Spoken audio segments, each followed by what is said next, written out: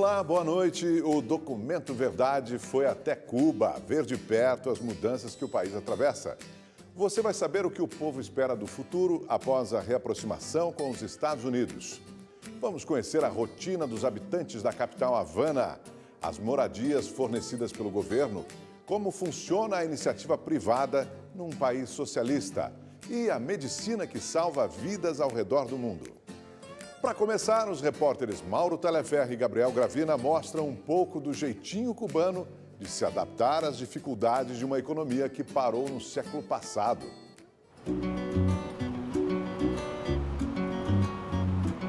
Tudo o que você já ouviu falar sobre Cuba provavelmente é verdade.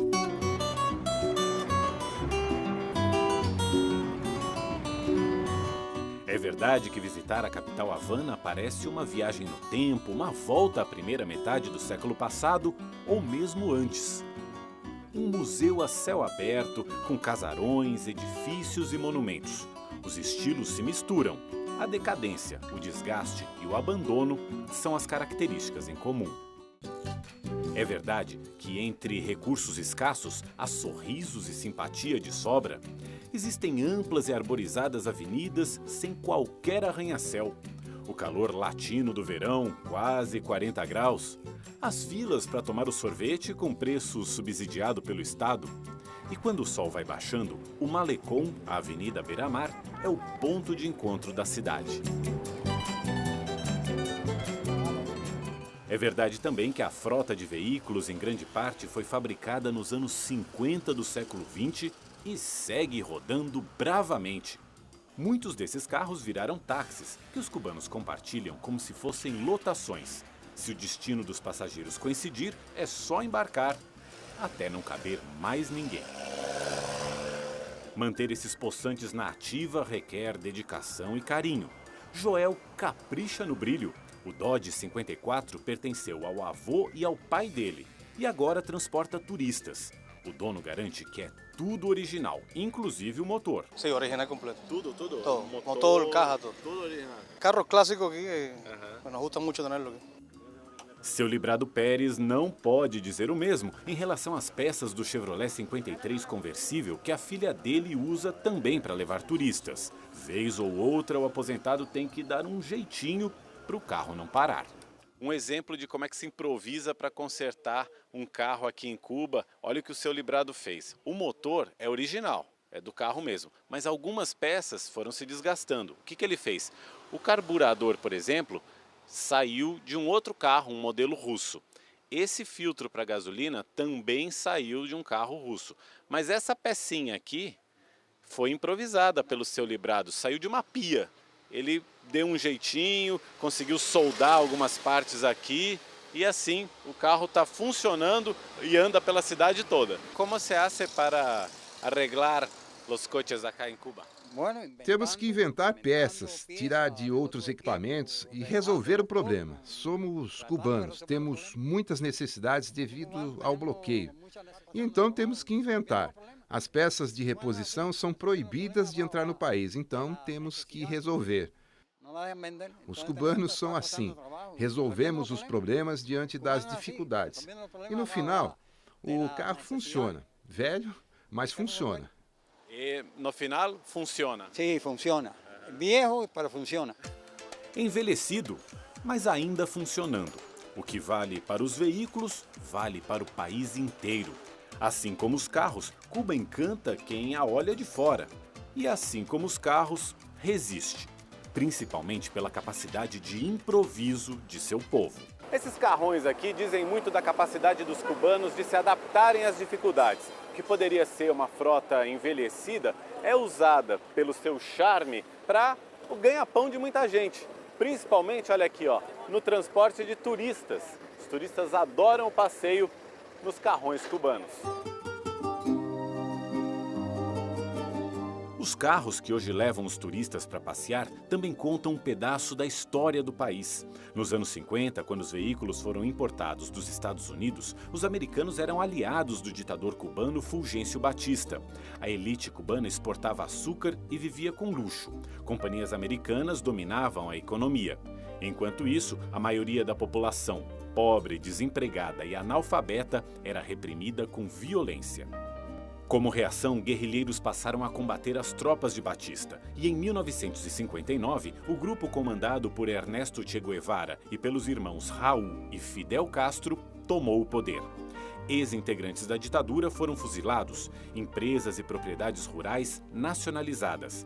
O novo governo realizou uma reforma agrária, instituiu saúde e educação gratuitas e, ao se declarar socialista, aproximou-se da antiga União Soviética, adversária dos Estados Unidos. Os americanos romperam relações diplomáticas com a ilha e proibiram seus cidadãos e empresas de fazer negócios com Cuba. Esse embargo já dura 55 anos. Hoje, é ele que impede, por exemplo, a chegada de peças de reposição originais para os carros antigos. Os americanos imaginavam que, estrangulando a economia, forçariam a mudanças na política e até derrubariam o regime. Só que mais de meio século depois, Cuba continua sendo um país socialista e com os irmãos Castro no poder. A estratégia do embargo fracassou na política, mas deixou sequelas graves na economia. As Nações Unidas condenam seguidamente o embargo, que o governo cubano chama de bloqueio, por manter a infraestrutura e a tecnologia no país atrasadas. Ao longo desses 55 anos, Cuba perdeu a vantagem estratégica de estar a apenas 150 quilômetros da maior economia do mundo. As relações comerciais passaram a se concentrar na Europa, Rússia e China, com o frete mais caro. O acesso aos bancos e ao crédito no mercado internacional ficou restrito. Enquanto isso, nos Estados Unidos, a manutenção do embargo foi usada para agradar os dissidentes cubanos que se instalaram na Flórida, um estado que costuma decidir eleições presidenciais no país. Mais de meio século se passou e entre os exilados cubanos e seus descendentes ainda há resistência em relação a reatar laços com o regime castrista. Isso é uma infâmia da administração socialista do comandante Obama, de buscar vínculo, associação, participação com o regime terrorista de Havana. Não estou de acordo. Estaria de acordo se fosse um país livre, sem os Castro. Um país onde as liberdades civis se demonstrassem e onde não houvesse presos políticos. Nunca esperem nada. Povo cubano, nunca espere nada dessas negociações, porque para o regime de Havana, tudo que importa é se manter no poder. Vocês não importam. Eles querem que vocês estejam passando fome e necessidade. Querem que vocês fujam em balsas, como eu fugi. Hoje, no entanto, os descontentes são minoria no estado. O empresário cubano Hugo Câncio era adolescente quando a família mudou para a Flórida. Hoje, ele vive em Miami, mas mantém negócios na área de comunicação nos dois países e se prepara para investir em turismo. Hugo vê uma nova mentalidade de lado a lado. Por muitos anos, se le inculcou de que os problemas principais que atravessava este país eram produto de las Durante muitos anos, se repetiu a uma geração que os principais problemas deste país eram produto do embargo americano e das gestões políticas da comunidade exilada, que já foi chamada de máfia de Miami. Mas agora entende-se que a responsabilidade de implementar as melhorias em Cuba é do próprio Estado cubano. E isso é estimulante. Independentemente do fim do embargo, a mudança mais importante, que não depende de nenhum governo, é a mudança de mentalidade. Miami é uma cidade totalmente cambiada. Miami é uma cidade onde a grande maioria... Por outro lado, Miami também mudou completamente. Muitos do que apoiaram a política equivocada dos Estados Unidos mudaram de opinião. É hora de nos unirmos, como cubanos, e ajudarmos a reconstruir nosso país. Com nossos esforços, ajudar à reconstrução de nosso país. Reconstruir é um verbo que Cuba terá de conjugar literalmente e o mais rápido possível. Com a Revolução, os casarões do centro de Havana foram destinados à moradia popular. Hoje, degradados, são como os nossos cortiços, cada um subdividido entre muitas famílias. E a falta de elevador, que leva esta senhora a usar uma corda para içar a sacola, é o menor dos problemas. Visitamos este pequeno edifício a convite do taxista Pedro. O improviso na estrutura do prédio salta aos olhos. O encanamento e a fiação elétrica estão expostos. Lá vivem a sogra de Pedro e mais 4 pessoas. Dona Virgínia Benites é costureira e nos mostra o pequeno compartimento onde mora há 51 anos. Aqui para cima fica o dormitório da casa. A gente tem até uma certa dificuldade em subir porque a escada é bem íngreme. Aqui tem um rapaz dormindo, vamos falar baixinho. E aqui tem mais 1, 2 camas para cá, uma cadeira. E aqui algumas cômodas e armários para as pessoas guardarem aqui suas roupas e pertences. São 20 metros quadrados no total e esse piso aqui é de madeira. A gente percebe que isso aqui foi construído para que eles tivessem mais espaço para poder fazer aqui, para aproveitar todo o espaço, não é isso? Para poder fazer os dormitórios aqui em cima. A estrutura de nós, quando se caiu esse edifício, la afetou mais. Ela está contando Isso há 5 anos. Ela está contando que desde 85 eles esperam para que esse apartamento novo deles saia. Só que agora a situação ficou um pouco mais urgente porque há 5 anos esse edifício aqui ao lado caiu e afetou a estrutura do edifício que nós estamos agora. Então eles estão com mais pressa para que o apartamento novo deles saia. Tem rachaduras, tem infiltração de água também, de líquido. Sim, quando muito. A gente repara, de fato, a gente repara que o piso aqui cedeu um pouco. Ó, se eu aperto aqui, ele dá uma afundadinha ali também. Se está hundindo. Lo hemos preparado vezes, pero cede outra vez. Já consertaram 2 vezes e cedeu de novo. Então a situação deles é bem urgente para que eles consigam trocar de casa rapidamente. Dona Virgínia vive como a maioria dos cubanos. O salário mensal médio no país equivale a $20, cerca de R$70. O Estado garante a saúde, a educação e a moradia, mesmo que em condições precárias. Ainda fornece alimentos a preços subsidiados. Em cadernetas como esta, cada trabalhador controla o que já adquiriu. Mas a variedade é pouca e a quantidade limitada. Raramente dá para um mês. As famílias precisam complementar as compras nos mercados normais, onde os preços estão subindo. A inflação tem sido estimada entre 5% e 6% ao ano. E se falta dinheiro, os cubanos vão buscar o alimento no mar. Em Havana, não é raro encontrar gente pescando no malecón. Alguns por passatempo, outros por necessidade. Quem é acá o melhor pescador? Aqui, mira aqui. Esses dois? Sí, esos son los mejores. ¿Son los mejores ou são os que têm mais suerte? Mais suerte. Mais suerte. Os peixes saem da água com uma cor acinzentada por causa do óleo que os navios derramam. Olha como é que fica a mão de óleo que tem na água, olha só. Isso só de pegar na linha, de ir puxando a linha. Olha como fica. Mas em Cuba nem tudo é precariedade na busca por alternativas para aumentar a renda e para fazer a economia crescer. Há uma janela aberta para mudanças e com vista para os Estados Unidos. Olha, assim como o povo cubano demonstra capacidade de improviso no dia a dia, o governo também teve de se adaptar para manter a economia do país viva. Aos poucos, o país permitiu a abertura de pequenos negócios. E assim surgiu a primeira geração de empreendedores da Ilha Socialista.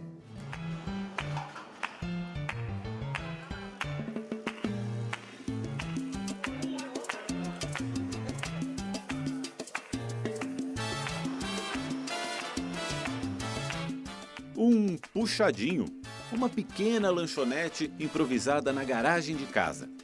Uns mais simples, outros mais equipados, é assim que muitos cubanos tentam ganhar um dinheirinho extra. O regime socialista controla a economia, mas as seguidas crises que o país atravessou forçaram o governo a flexibilizar essa política, especialmente nos últimos 5 anos. Em cada grupo de 10 trabalhadores cubanos, 7 são empregados do Estado. Aí não é difícil imaginar que uma máquina pública assim tão inchada acabe se tornando insustentável. Por isso, o governo vem autorizando a abertura de pequenos negócios particulares, de modo a, ao longo do tempo, substituir postos de trabalho estatais por empregos na iniciativa privada. Cuba tem 11 milhões de habitantes. Cerca de 5 milhões formam a força de trabalho. A taxa de desemprego no ano passado foi de 3,6%. 70% dos trabalhadores estão empregados no setor de serviços, que responde por 82% da geração de riquezas no país.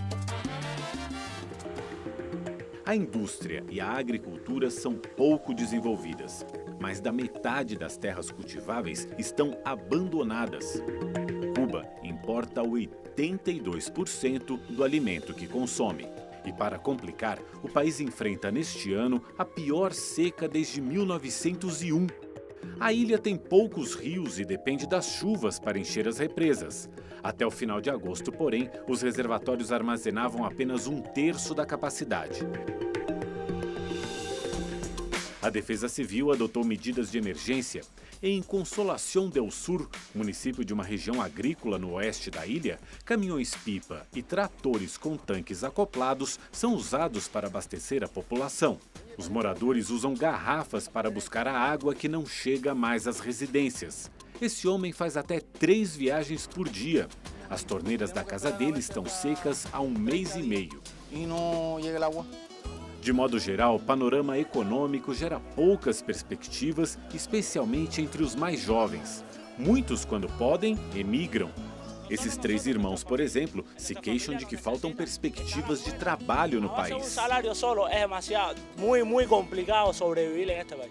Mas esse cenário também levou muita gente a abrir pequenos negócios, como restaurantes, táxis e pousadas. Essas pessoas não são funcionárias do governo, trabalham por conta própria. Por isso, são chamadas por aqui de cuentapropistas.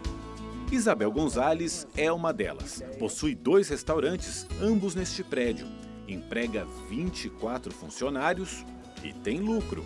Mas arca com as dificuldades de fazer parte da primeira geração de empreendedores privados do pós-revolução em Cuba. La principal dificultad tiene que ver con el abastecimiento, ¿ya? Con la adquisición de la mercancía que compramos para poder ofertar el servicio. A principal dificuldade tem a ver com o abastecimento, por não contarmos com o mercado atacadista em Cuba. Temos que comprar no varejo e isso nos afeta nos preços, que seriam menores no atacado, e também na falta de mercadorias, pois fazemos compras nos mesmos lugares que o resto da população. Se vas a comprar por maior, devia ser um pouquinho mais baixo. São poucos os dias nestes 4 anos que conseguimos ter o cardápio completo. Isso me aborrece muito e aborrece o cliente também. A vezes o cliente se molesta por isso. A origem dos restaurantes particulares aqui em Cuba está nas pessoas que abriam suas próprias casas para servir refeições, às vezes até clandestinamente. Depois, quando o governo deu as permissões para os restaurantes funcionarem, as pessoas continuaram abrindo os restaurantes nas residências. Esse espaço aqui, por exemplo, era um apartamento que foi reformado e virou um restaurante. Aliás, os 2 restaurantes da Isabel ficam em antigos apartamentos. Só que ela tem vizinhos aqui no prédio. A gente está indo aqui para o corredor, onde estão alguns desses apartamentos.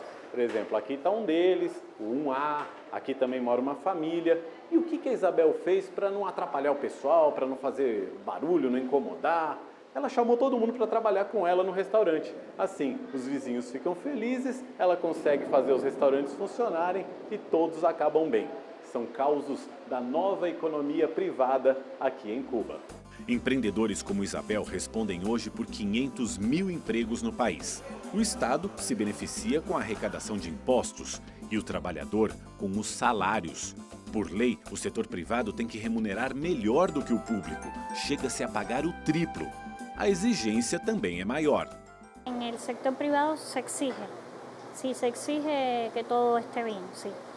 No setor privado, se exige que tudo esteja bem, desde a limpeza, o uniforme, a apresentação, até a qualidade da comida e o serviço de primeira que se oferece ao cliente. Todos os parâmetros que exige a casa, até a qualidade da comida que confecciona.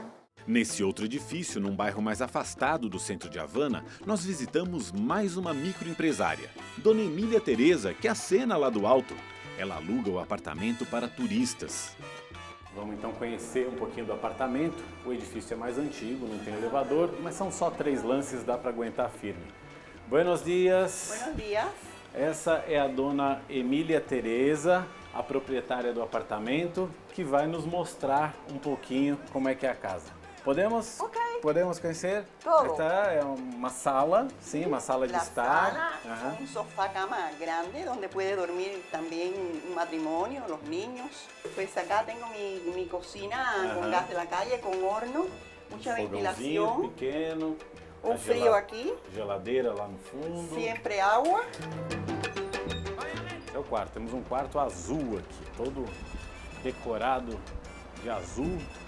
Todo. Com uma cama de casal, ar-condicionado, o que no calor aqui de Havana é fundamental. Sempre muita água. Banheiro com água quente. Quantas pessoas no total? Vamos cerrar aqui para não fechar, para não gastar água. O brasileiro agora tem neura com gasto de água. Quantas pessoas se podem acomodar aqui?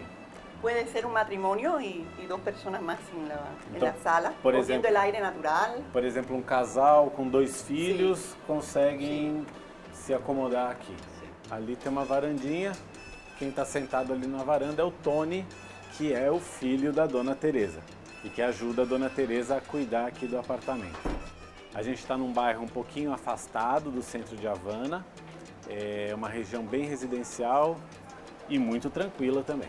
E muita tranquilidade. Dona Emília Tereza aluga esse imóvel há 20 anos para estrangeiros, mas apenas há 4 está legalizada, com placa na porta e livro de registro. O filho dela, Antônio, mostra o documento que identifica os trabalhadores do setor privado. Essa aqui então é a carteirinha que mostra que ele está registrado pelo governo cubano, que ele tem autorização para exercer o trabalho por conta própria. O imóvel não é exatamente um 5 estrelas, mas a diária sai por 1/5 do que se paga nos melhores hotéis. Além disso, a simpatia não custa nada. Brasileños, vengan a mi apartamento, que la van a pasar muy bien con esta cubana. Com seus negócios privados, Emília Tereza e Isabel conquistaram um padrão de vida superior ao da maioria dos cubanos.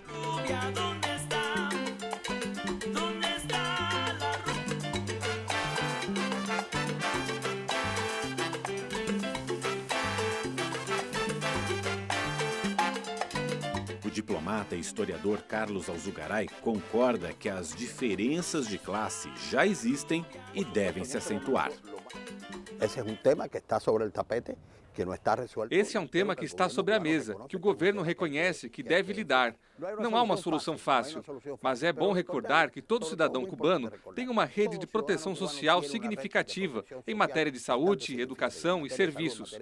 Nós não estamos partindo do zero. Em Cuba não há um consenso favorável a um capitalismo ao estilo norte-americano. Em Cuba, não há um consenso favorável ao capitalismo no estilo americano. O consenso é utilizar o mercado e uma planificação socialista. Estamos aprendendo com nossos erros e aprendendo a fazer as coisas de modo a não romper com as conquistas fundamentais da revolução no nosso plano social. De uma maneira que además tampouco rompa o consenso nacional e, sobretudo, lo que são as conquistas fundamentais da revolução no plano social. Prêmio Nacional de Economia, o professor Joaquim Infante defende mudanças no modelo econômico da ilha que passam por uma revisão de conceitos do socialismo cubano. Nossa revolução ha chegado à maioria de idade. É importante. A experiência é a experiência. Nossa revolução chegou à maioridade e, nesses 50 anos, cometemos erros na gestão da economia. Tivemos muitos acertos na saúde, educação, cultura, esporte, mas na economia, não. Temos que atualizar nosso modelo econômico. Há um problema sério de produtividade, de eficiência das empresas, de produção na agricultura. Mas na economia, não. Que nós aplicamos um princípio de igualitarismo. Aplicamos um princípio de igualitarismo. As pessoas recebiam seus salários de acordo com suas categorias profissionais, sem levar em conta o seu nível de eficiência. Isso afeta o estímulo para trabalhar. O presidente Raul Castro já declarou que o socialismo é a igualdade de direitos e de oportunidades, mas não é igualdade de salários. Os salários têm que estar de acordo com a eficiência. Não é a primeira vez que o regime cubano adapta seu discurso. Até os anos 90, Cuba recebia generosas injeções de recursos soviéticos. Mas o colapso da União Soviética secou a fonte e forçou o então presidente Fidel Castro a estimular a entrada de investimentos estrangeiros, o turismo e pequenos negócios particulares. Hoje, Cuba vive uma nova onda de liberalização, mas com uma enorme diferença. O recente restabelecimento das relações diplomáticas com os Estados Unidos oferece possibilidades reais de desenvolvimento econômico, mesmo na vigência do embargo. Na sua visita a Havana no mês passado, para reabrir a embaixada americana, o secretário de Estado americano John Kerry montou uma agenda de trabalho com o ministro das Relações Exteriores cubano, Bruno Rodrigues. Sabemos que tem mais ou menos 3 categorias de temas que vamos poder conversar com os cubanos. O mais fácil para fazer progresso, achamos, vão ser temas como segurança marítima e meio ambiente, câmbio climático, mudanças climáticas. Agora temos outros temas mais difíceis nessa segunda categoria, que seriam temas como a aviação e a telecomunicação. E finalmente, nessa terceira categoria, tem temas como direitos humanos, tráfico de pessoas, que vão ser realmente vão requerer muito trabalho. Na ilha, as expectativas variam no conteúdo e na intensidade, mas são todas otimistas. No setor do turismo, obviamente, o setor da tecnologia. Os setores de turismo, tecnologia, agropecuária, telecomunicações, bens de consumo serão beneficiados. É um mercado natural para Estados Unidos. Estamos a 40 minutos do sul da Flórida. Porque grandes empresas de tecnologia americanas têm fábricas na China e na Índia, quando poderiam ter em Cuba, com pessoas qualificadas, inteligentes, preparadas. É algo natural. Do país com personal qualificado, inteligente, preparado. É decir, que é natural. Já que se han sentado a conversar, a dialogar. Já que se sentaram para conversar, espero que melhore muito a tecnologia e informática, para que todos os cubanos que estão aqui tenham comunicação com os parentes que estão fora do país. Que possam ter melhor comunicação com os que estão allá, com os que estão fora deste país. A alimentação, sobretudo. Povo que está bloqueado. A alimentação, sobretudo, pode melhorar. Um povo que está bloqueado não tem alimentação. A maioria do povo não tem comida, especialmente a classe mais baixa, que é a mais afetada. A classe baixa e a classe mais afetada. Com os Estados Unidos, Cuba poderá obter investimentos e tecnologia. Obama aprovou, por exemplo, licenças para materiais de telecomunicações, no momento em que Cuba está abrindo sua internet. Internet. Demorou, mas chegou. E você vai ver o que os cubanos precisam fazer para se conectar à rede.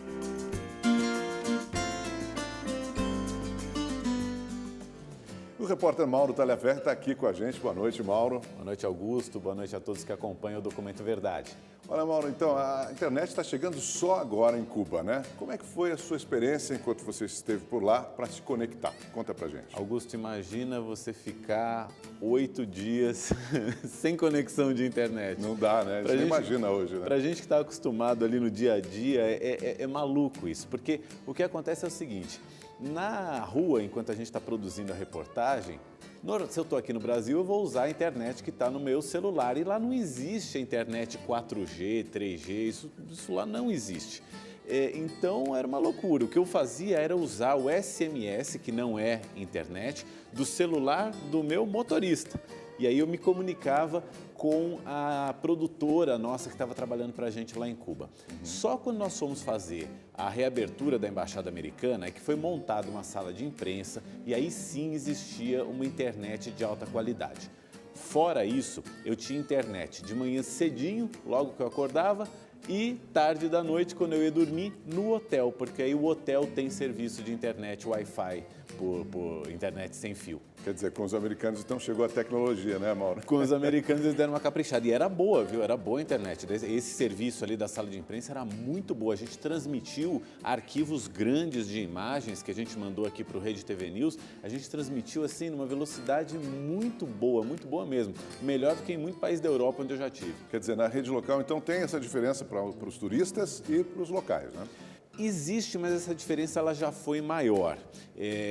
Ainda existe esse acesso mais facilitado nos hotéis, que era o que acontecia até agora. Mas agora a internet começou devagarinho a chegar a toda a população, como você acompanha a partir de agora.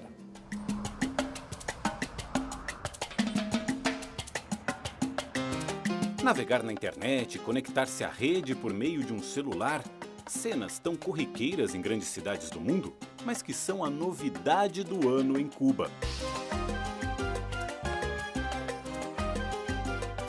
Por aqui, é preciso ter autorização do governo para se instalar um ponto de internet em casa ou no trabalho. Coisa para privilegiados, apenas 5% da população. Essa situação começou a mudar bem recentemente com a instalação de alguns pontos de acesso à internet. Esses pontos ficam espalhados pela cidade, não são muitos e por isso quando os cubanos encontram, eles aproveitam. Essa praça aqui, por exemplo, é um deles. A maioria desse pessoal aqui está conectada e é assim, do jeito cubano, meio na base do improviso mesmo, no meio da rua, que agora Cuba conversa com o mundo.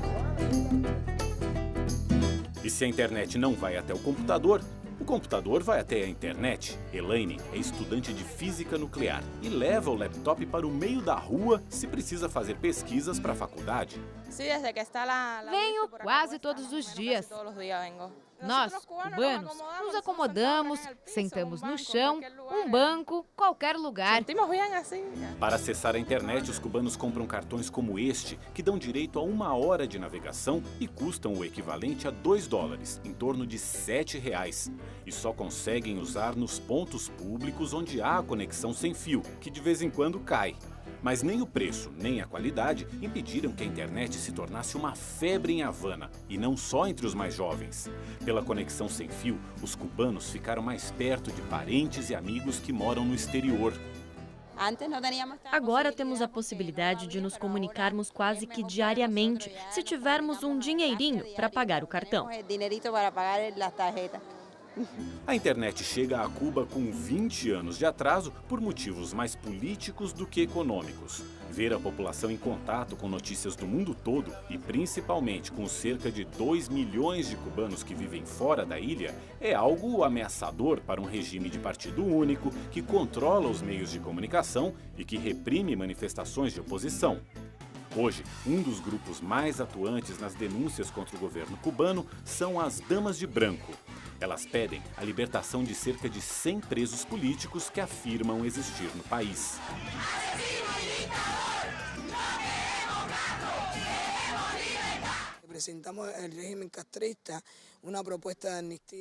Apresentamos ao regime castrista uma proposta de anistia a todos os presos políticos, que cesse a violência e que haja liberdade a todo o povo cubano. Aqui não existe democracia, imprensa livre, liberdade de reunião ou de associação. A defesa das liberdades civis é um dos principais pontos de atrito entre cubanos e americanos que se acusam mutuamente. Logo após a reabertura da Embaixada dos Estados Unidos, o ministro das Relações Exteriores de Cuba se disse orgulhoso do modo como seu país assegura o exercício dos direitos humanos e criticou o vizinho na entrevista que deu com o secretário de Estado americano. É verdade que nós também temos preocupações em matéria de direitos humanos. É verdade que também temos preocupações em matéria de direitos humanos nos Estados Unidos. Cuba considera o princípio de salário igual para homens e mulheres. Se opõe à discriminação de gênero e racial, à brutalidade policial que produz mortes e nem mantém sob sua jurisdição um território onde se tortura e onde existem pessoas num limbo jurídico.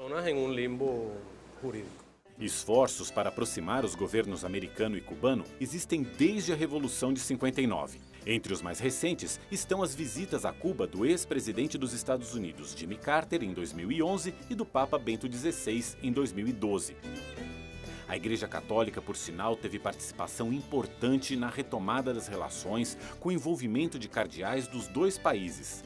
No ano passado, o Papa Francisco intermediou, junto aos presidentes Barack Obama e Raul Castro, a libertação de prisioneiros de ambas as nações, uma condição para a reconciliação avançar. Na esfera diplomática, as negociações levaram 18 meses e envolveram pouquíssimos funcionários dos dois governos, com reuniões secretas, algumas delas realizadas no escritório do governo canadense em Ottawa. Culminaram com o anúncio simultâneo dos dois chefes de Estado, em dezembro do ano passado, de que as hostilidades haviam chegado ao fim. Tradicionalmente, a política norte-americana hacia Cuba, desde a década de 60, tratou de ignorar a existência. Desde a década de 60, a política americana era ignorar a existência do governo cubano, negar sua legitimidade. A negar a legitimidade do governo cubano e a não aceitar sua capacidade negociadora. O que muda agora é que os Estados Unidos reconhecem que existe um governo cubano com o qual tem que negociar.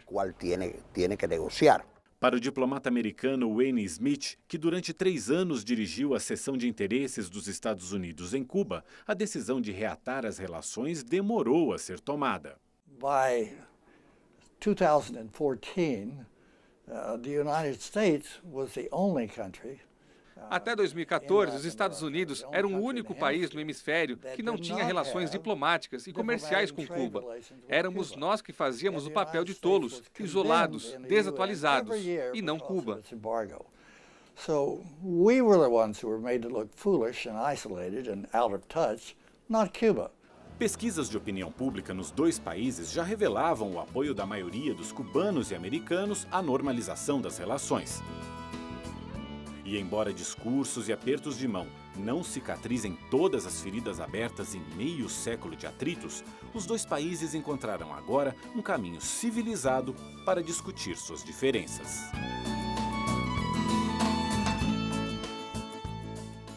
E Cuba esteve no noticiário do mundo todo nesta semana com a visita do Papa. O Papa Francisco, que é bastante popular na ilha, foi recebido com muita festa.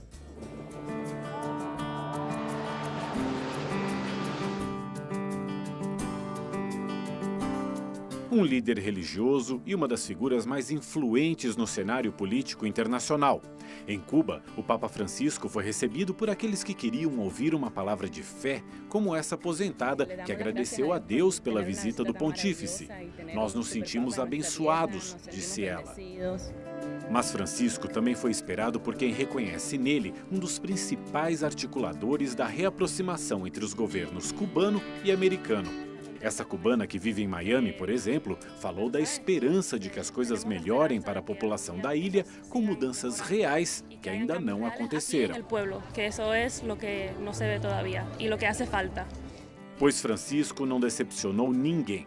Logo ao desembarcar em Havana e ser recebido pelo presidente Raul Castro, o líder católico já mencionou a diplomacia entre Cuba e Estados Unidos. Há alguns meses temos assistido a um evento que nos enche de esperança, o processo de normalização das relações entre dois povos depois de anos de estranhamento.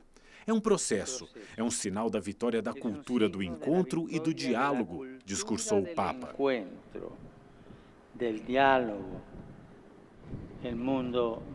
O mundo precisa de reconciliação nesta atmosfera que atravessamos de uma terceira guerra mundial por etapas.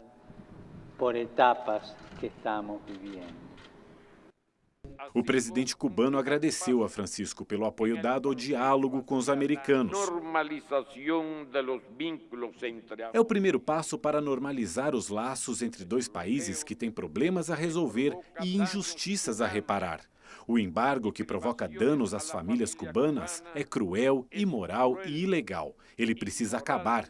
O território de Guantánamo, usurpado dos cubanos, precisa ser devolvido, disse o governante.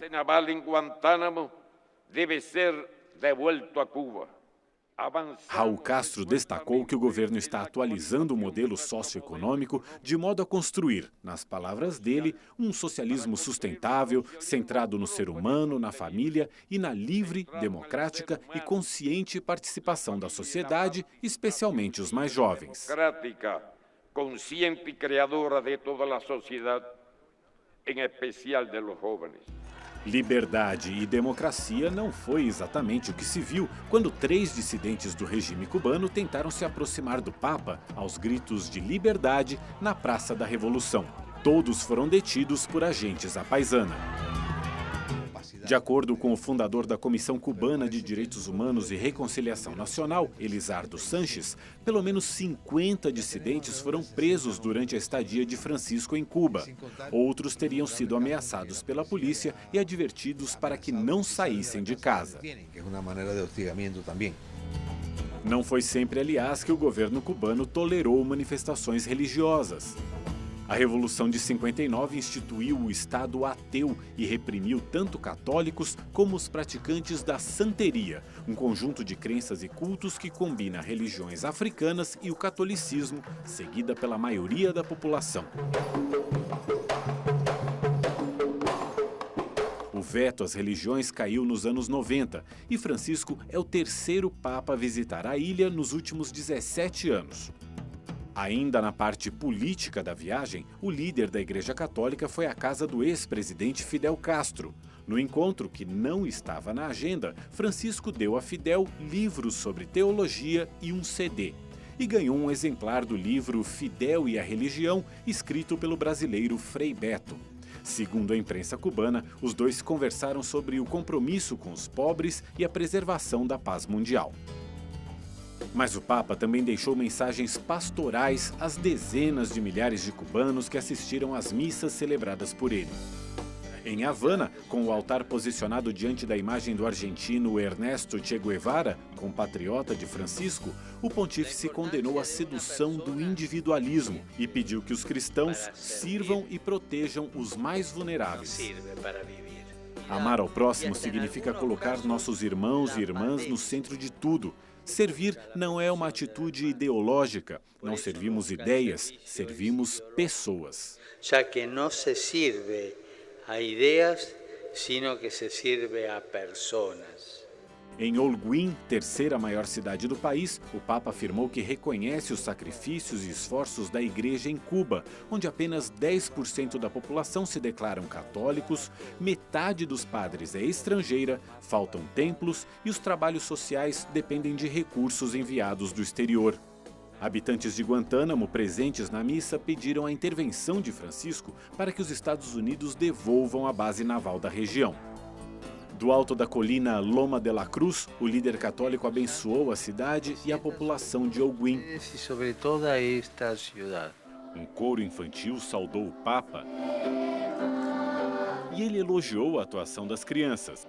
Meus parabéns, vocês cantam muito bem. E não se esqueçam de orar por mim. Não se olvidem de rezar por mim. Com balões coloridos no céu, a cidade se despediu de Francisco.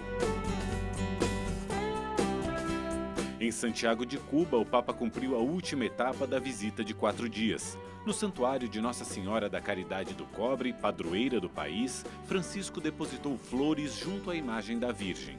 Depois, pediu pela reconciliação do povo cubano disperso pelo mundo todo.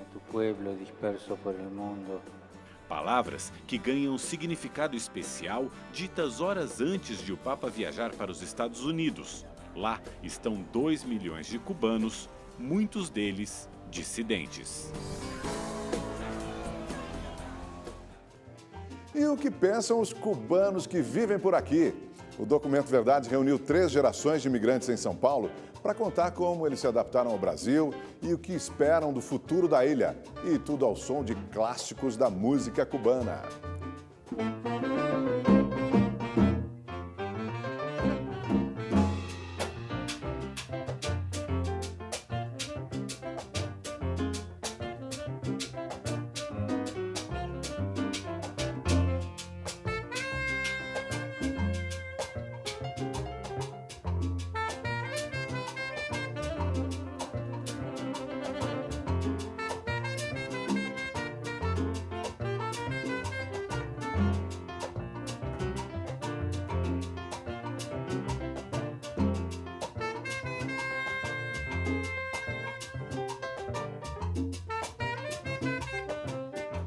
Bom, a gente ouve muito falar da comunidade cubana em Miami, por exemplo, que é muito famosa pela sua posição política, pelos dissidentes que foram para lá, mas a gente tem poucas notícias da comunidade cubana que vive aqui no Brasil.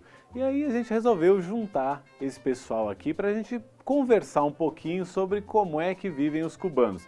Eu queria começar perguntando um pouquinho para cada um de vocês, que vocês me dissessem há quanto tempo vocês estão no Brasil e o motivo que fez vir para cá. Eu cheguei aqui há 16 anos, no ano 99, né? Eu vim para cá no momento em que Cuba estava um pouco conturbada, essa história das pessoas virem do interior um pouco, e a Habana estava um pouco bem saturada. Assim, eu tinha oportunidade, primeira vez de viajar, então foi um horizonte novo que fez já mudar um pouco esse, né, o leque que os músicos têm de querer tocar. Eu cheguei em 1992, a trabalho também, que nem o Luiz, e foi uma possibilidade que eu vi de poder ajudar a minha família. Foi uma época difícil, em 1990, porque foi o fim da União Soviética. Exatamente, aí repercutiu, não? Repercutiu em Cuba isso muito, porque aí começou a escassear tudo, não? A gente comia um pãozinho por dia. Cuba é uma ilha. Então, essa ilha, a gente fica muito fechado ali. Eu fiquei até os 24 anos sem viajar. Eu já tinha uma irmã que morava aqui, veio fazer mestrado. E a gente sabia, veio para ficar mesmo. Você veio com uma autorização para vir, mas provavelmente com um prazo para voltar. Sim, com certeza, um visto de 11 meses, e aí depois desses 11 meses você vira dissidente. Você não, na época, hoje já é liberado, tudo bem, pode voltar e tal. Na época você ficava sem permisso para voltar em Cuba. Dissidente mesmo. Você ficou quanto tempo sem permissão para voltar? Uns 10 anos, porque acho que faz uns 5 anos que já esse permisso, eu acho, né? Uns 5 anos, né? Uma espécie de então anistia, foram uns né? 10 anos. Mas eu nunca mais voltei mesmo. Não foi mais? Não. Ainda não. O ano que vem eu vou por causa dele, que fica curioso, pergunta, quer conhecer. Eu cheguei uns meses depois de Pepe, novembro de 92. Morei no Rio um tempo, Rio de Janeiro é Habana mesmo. O carioca é um habanero, que não pensei ficar aqui. Eu pensei estar aqui só de passada e ir para os Estados Unidos, que tenho meus irmãos lá, não? Mas fui pegando aquele jeitinho brasileiro, aquela coisa, jogo cintura para cá e para lá.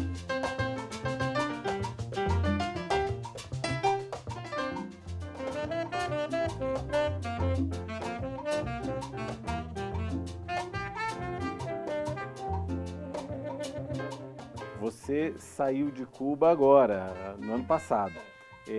Por quê? O que te moveu a sair de Cuba? No meu caso foram diferentes fatores.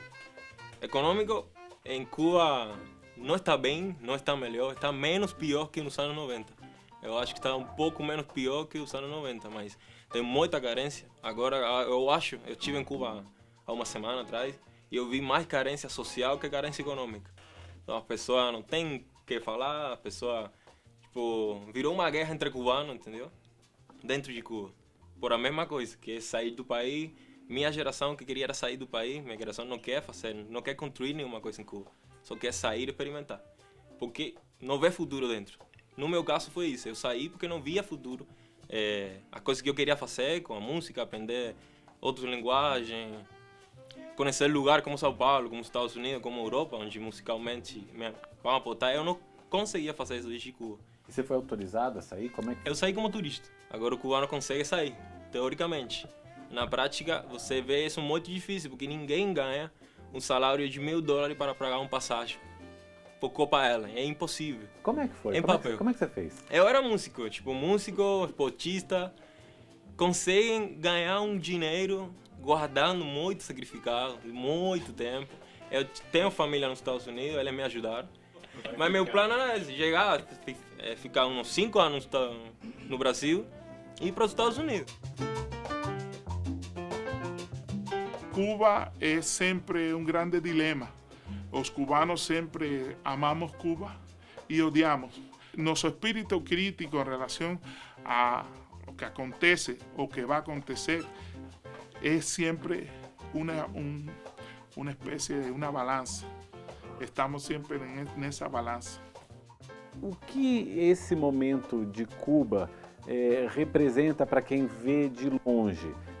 Que mudanças se pode esperar ou que mudanças vocês esperam que aconteçam no país? Ela tinha que ter acontecido, acredito, né, para os cubanos há muito tempo. Então, acho que mesmo que aconteça, que não seja o que a gente espera que possa acontecer com a ilha, com os habitantes, com as pessoas, eu acho que é uma esperança de que alguma coisa pode acontecer. A sensação que eu tenho é que isso também, essa abertura econômica e até essa reaproximação com os Estados Unidos faz parte também dessa capacidade de adaptação do próprio governo. Isso não me parece ser uma transição política, isso me parece ser uma forma de viabilizar a economia para que a política continue como está. En las universidades brasileñas están viendo muchos cubanos que son filhos de la gente de poder en Cuba y están en los países de Europa, todos se están colocando, ellos como haciendo una manera de que ellos están preparándose. Y esa gente, por ejemplo, es otro tipo de cubano que no hace relaciones con nosotros. Es una nueva clase que se está preparando y esa es la misma clase de poder que está ahora en Cuba y que ya ellos se están colocando já como que também vão estar no poder. As pessoas falam muito da abertura, mas se fala pouco de lo que essa abertura pode trazer e lo que se pode perder. Porque em 50 anos se pode criticar muito, mas também se pode elogiar algumas coisas. E que é o que vai chegar? O que é o que precisava o cubano?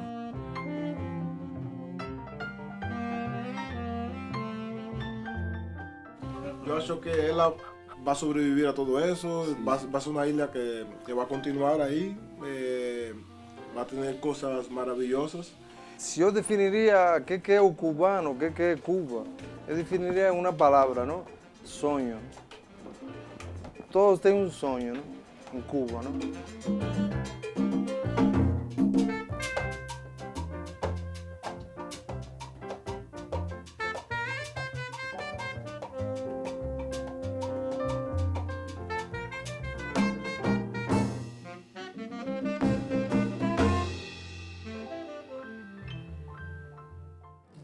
Tá aí, Mauro, a gente acabou de ver que os cubanos são bem tratados aqui pelos brasileiros, né? É verdade. E você, para trabalhar lá na ilha, teve liberdade para fazer suas reportagens? Foi bem recebido também?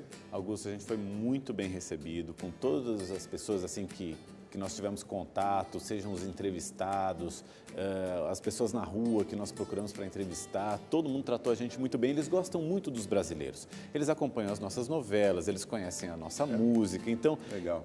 Isso facilitou muito. Em relação à questão da liberdade, não tivemos nenhuma restrição, mas existe um controle. Eu, por exemplo, eu trouxe aqui para você ver a carteirinha que era a credencial que a gente usava. Ela é fornecida pelo Centro de Imprensa Internacional do governo cubano. Está aqui, trânsito. A gente tinha que usar isso no pescoço o tempo todo. Para mostrar, para deixar claro que a gente estava autorizado pelo governo cubano a produzir aquela reportagem. E a gente forneceu para o governo cubano um formulário dizendo tudo que a gente iria fazer lá na ilha.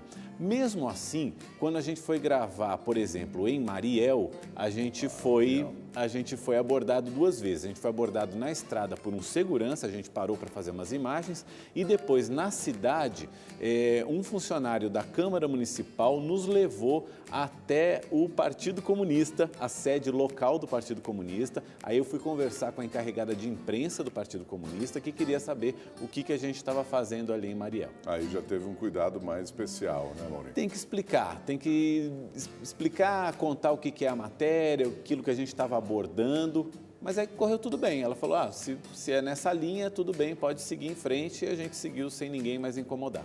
Exatamente, Mauro. Mariel é justamente onde fica o porto construído por uma empreiteira brasileira, uma obra financiada pelo BNDES, e o empréstimo passa por investigação do Ministério Público Federal, vale lembrar. Outra parceria polêmica entre cubanos e brasileiros é a do programa Mais Médicos, né, Maurinho? A medicina, aliás, tem sido uma vitrine de Cuba para o mundo.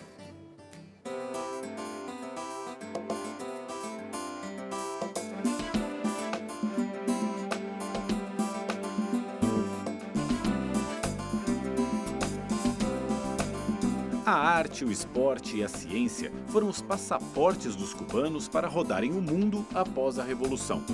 Como só se viajava ao exterior com autorização, o governo permitia a saída de quem faria boa propaganda do país e acertou particularmente na medicina. Cuba instituiu uma espécie de diplomacia médica. Em 1960, médicos cubanos já davam assistência a vítimas de um terremoto no Chile. Nas décadas de 70 e 80, atenderam países envolvidos em guerras como África do Sul, Argélia, Zaire, Congo e Gana. Atuaram no socorro às vítimas do tsunami no Sudeste Asiático em 2004, no terremoto do Paquistão em 2005 e do terremoto no Haiti em 2010. Também atuam conjuntamente com instituições locais no combate à dengue, no Brasil, Argentina, Peru, Bolívia, Venezuela e Nicarágua. E a malária em Angola, Gâmbia, Etiópia, Gana e Moçambique.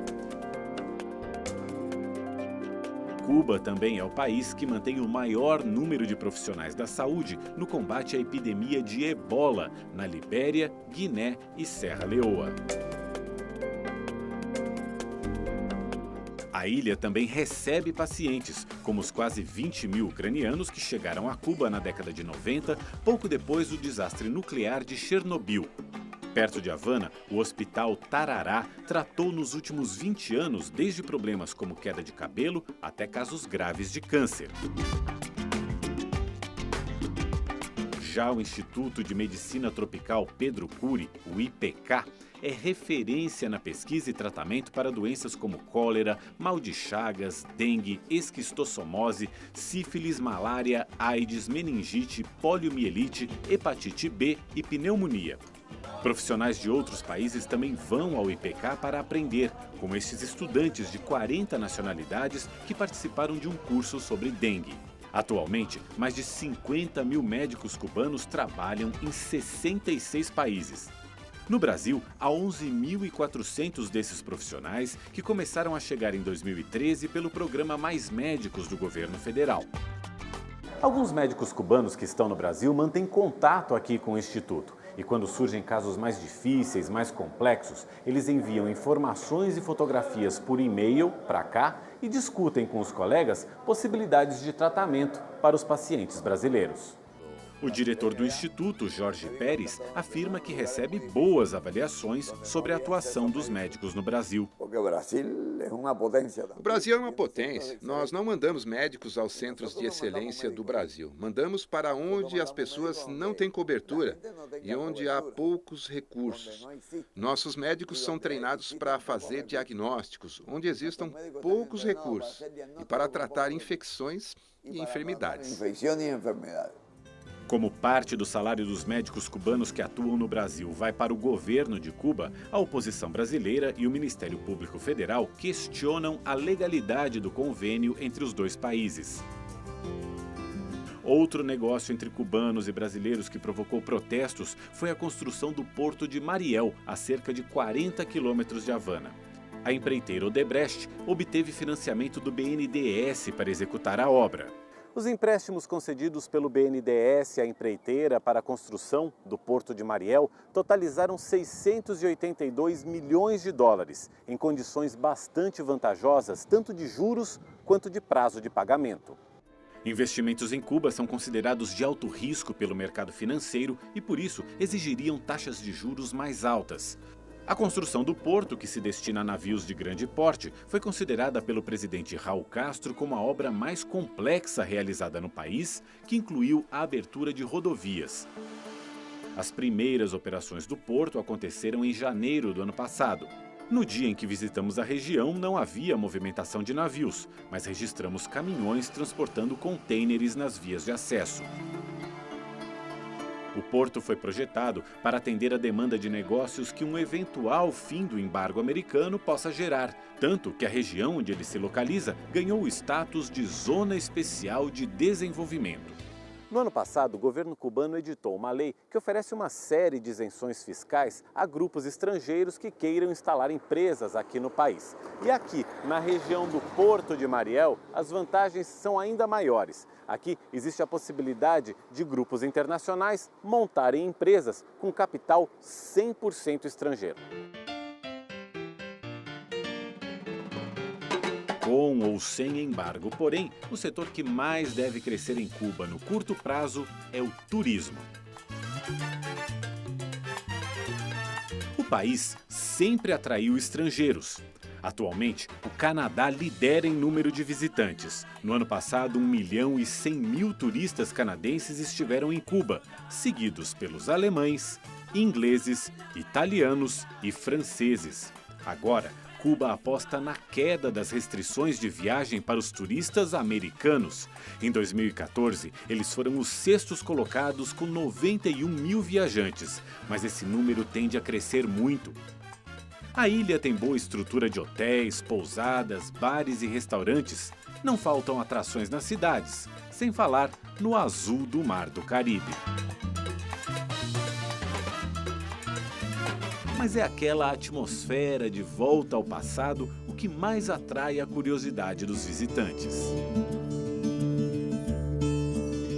Cuba recebe por ano cerca de 3 milhões de turistas. E logo depois da notícia da retomada das relações com os Estados Unidos, esse fluxo já aumentou em 15% e pode até dobrar nos próximos anos. Mas a pergunta que fica é: que país esses turistas vão encontrar daqui para frente?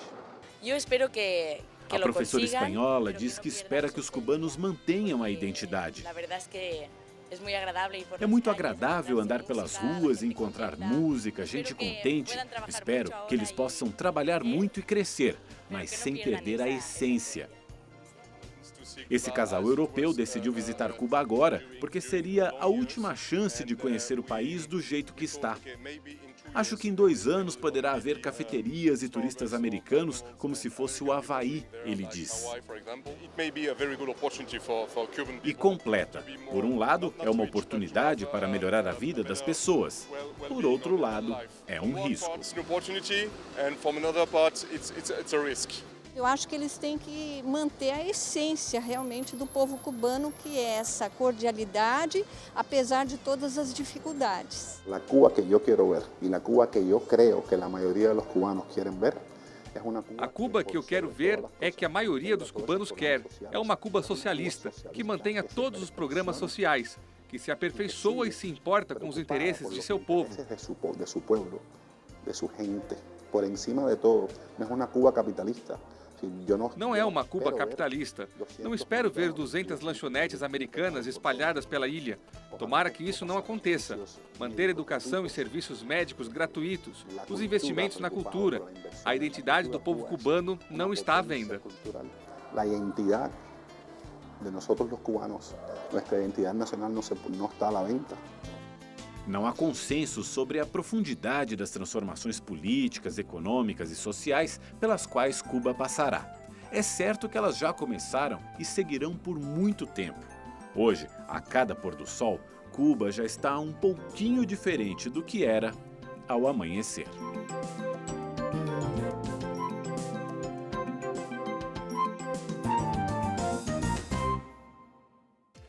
O Documento Verdade fica por aqui. Obrigado pela sua companhia. As reportagens que você assistiu aqui também estão no portal da Rede TV. Você fica agora com leitura dinâmica. Uma boa noite.